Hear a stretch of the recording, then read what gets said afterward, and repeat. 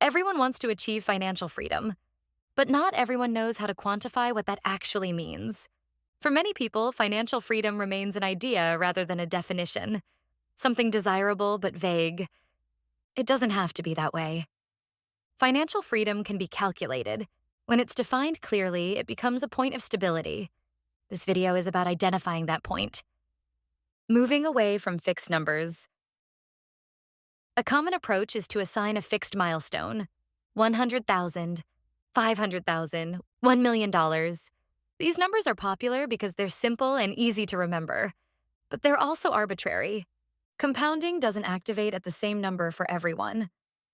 The moment when growth begins to feel reliable depends less on fixed milestones and more on how that growth relates to your life. Specifically, it depends on expenses and expected returns, which brings us to the main point: the activation point. Instead of asking how much money needs to be invested in absolute terms, a more useful question is, at what point do investment returns begin to meaningfully support my life, rather than just exist on paper? This leads to a more grounded framework.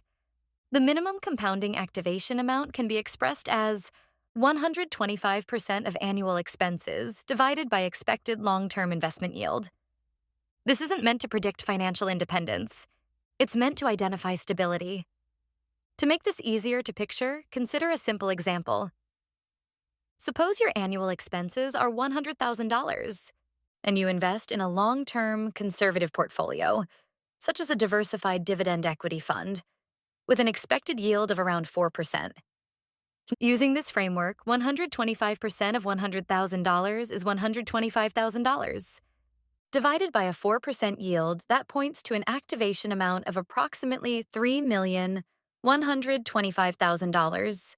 This doesn't mean financial freedom has been achieved in a final sense.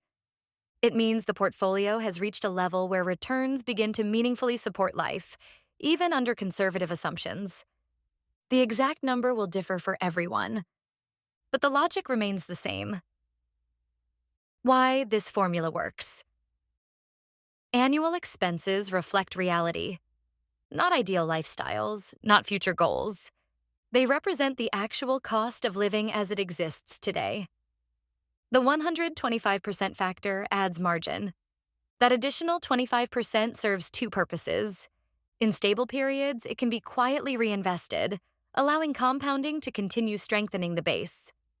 In less predictable moments, it creates room for unexpected expenses, without forcing withdrawals or disrupting the system. The buffer isn't excess. It's flexibility. Expected yield should also be conservative. Not optimistic assumptions or exceptional years, but a reasonable long-term expectation based on diversified investments. Together, these elements define a level where compounding becomes resilient, rather than fragile. Using the same example makes this clearer. At roughly $3,125,000, a 4% yield would generate about $125,000 in an average market year. Roughly $100,000 covers ongoing living expenses. The remaining $25,000 represents the buffer. In stable periods, that excess can be reinvested. In less predictable moments, it provides breathing room. What changes after the activation point? Before the activation point, compounding works quietly. Returns are small. Progress feels incremental. This often creates the impression that compounding isn't working, when in reality, the invested amount hasn't reached a scale where growth becomes visible. Because of this, many people interrupt the process too early, changing strategies or searching for faster results. The issue isn't patience. It's that the activation point hasn't been reached yet. Before this point, compounding requires belief. You continue because the math says it should work. After the activation point, belief becomes less important. Returns arrive more consistently.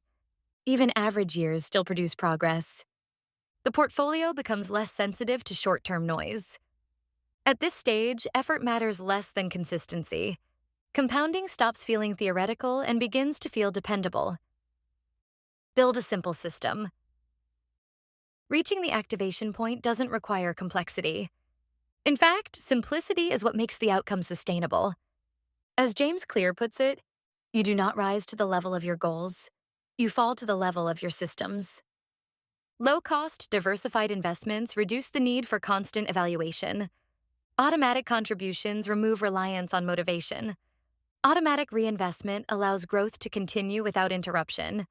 Together, these choices create a system that functions quietly in the background. The simpler the system, the easier it is to stay consistent. The minimum compounding activation amount is not a fixed number. It's a relationship between your life and your investments.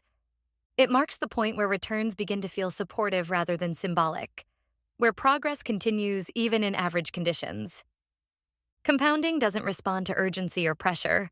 It works best when it's allowed to operate without interference. Understanding where this activation point lies reframes the journey, away from urgency and towards stability. If this video helped you, consider subscribing. You can also like, comment, or share. See you in the next video.